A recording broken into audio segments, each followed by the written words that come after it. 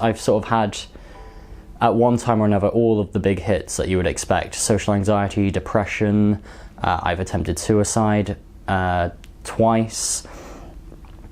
It's, you know, all the big ones that you expect, really. Some are a lot more impactful than others.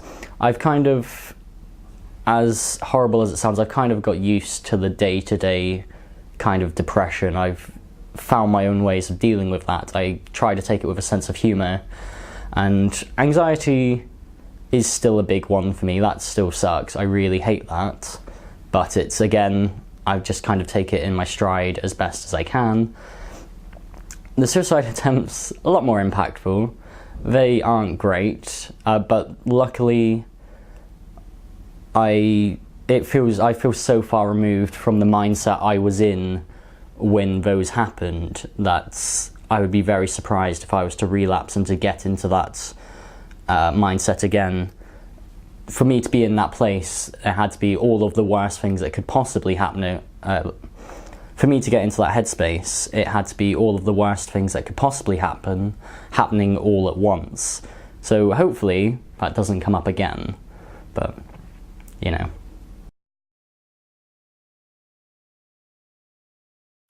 Depression is different for everyone.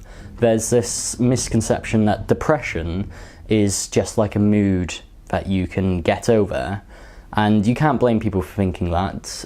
We use the word depression as an emotion. Depression is an emotion. You can feel depressed, but that's separate from major depressive disorder, which is what people normally mean when they say that they're depressed. They mean that they're really struggling.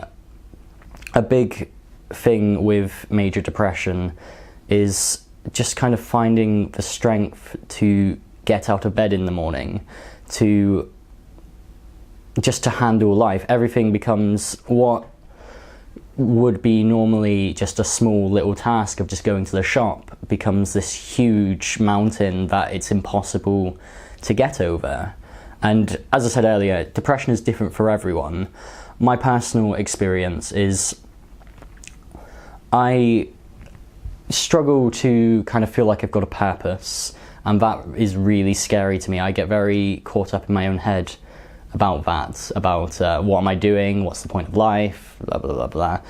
And so I do deal with that. I've come up with my own way of dealing with it, but yeah, it's really hard to give a solid description of what it's like, purely because it's so many different things for so many different people.